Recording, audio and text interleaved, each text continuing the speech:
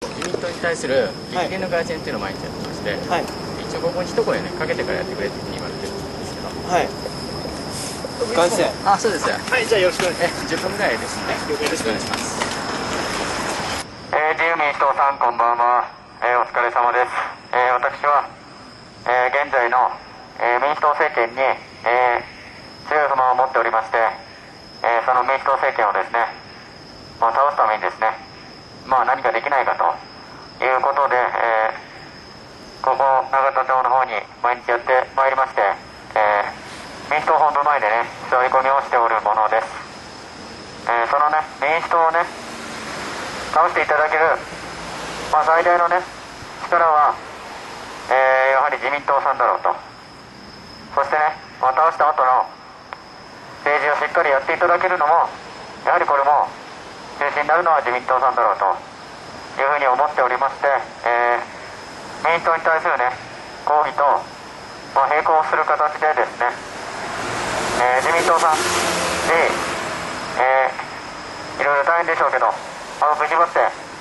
頑張っていただきたいという趣旨の激励凱旋というのを、ほぼね、毎日、ここに来て、やらせていただいております。そんなにね、長い時間話しません。せいぜい10分ぐらいですので、その間、ちょっと、うるさくなるかもしれませんけれども、どうかご容赦ください。でね、安倍新総裁が決まってね、興奮冷めやらぬ中で、これはね、予想されたことですけれども、安倍新総裁に対するね、バッシングがもう始まってます。しかもね、その内容がね、まともなものならいいんですけれども、本当にどうしようもない内容ですね。でこれはね、ある程度予想できたことですから、しょうがないとはいえね、本当にこのマスメディアの劣化がですね、いかにこの国に大きな被害をもたらしているかと、民主党政権をね、ああいう素人政権を生み出してしまったのも、マスメディアの誤った、世論の誘導があったんだと思います。今回ね、いろいろ言われてますけれども、一番ひどいのがね、カツカレー3500円の食べて、庶民感覚がないと、もうそんなことしか言えないのかというようなね、もうくだらないことですよ。でこれ、マスコミがね、報じたわけですけれども、それに対してね、ツイッターなどを中心に、マスコミは何アホなこと言ってるんだと。このね、総裁選挙に勝つということは、実質的に次の総理大臣になるってことですよ。そういうね、一世一代の出陣式に3500円のカツカレーが高いかっていう話ですよ。そういった意味でね、カツカレーがね、インターネット上ですごく話題になりまして、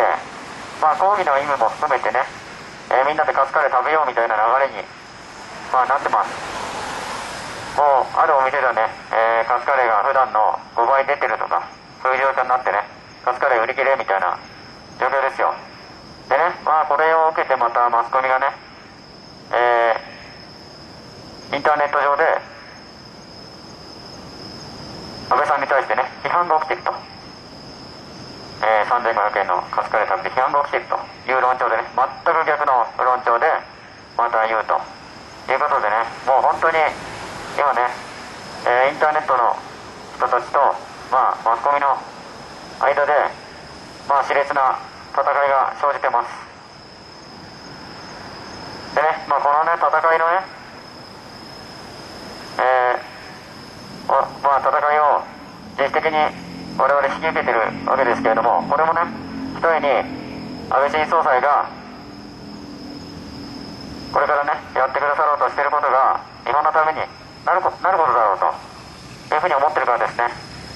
ですのでね、自民党さんもね、安倍新総裁に対する批判というのがたくさんこれからも出てくると思います。そういったものに対してはね、きっちりと反論してください。今回のね、カツカレーのような話ははっきり言ってレベルが低いからもうほっとけばいいぐらいの話かもしれませんけれども、例えばね、列島強靭化やろうとすると必ずね、またマスコミが、消費税上げてね、それでばらまきしようとしているというようにね、多分言ってきますよ。その時にね、しっかりね、自民党の方が、国会議員からね、職員の方までしっかりとね、財源は消費税ではなくて、もう国債を発行して、やるんだと。で、ばらまきという批判もね、なんとか手当のように、浄水効果のないものではなくて、公共事業ですからね、これで所得を生み出しますから、浄水効果が見込める、ものであると。この日本はね、災害が非常に多い国であると。そのためにも、国民の命を守るためにも、公共事業が必要だと。そしてね、高度成長期に作ったインフラの更新時期を今迎えているということで、公共事業そのものを必要であると。そしてね、公共事業のために国債することもね、これは必要なことなんだと。この公共事業を行うことによってね、デフレの脱却もできるんだということをね、しっかりと、説明できるようにね、お願いします。この辺がね、どうもね、分かってらっしゃらない方も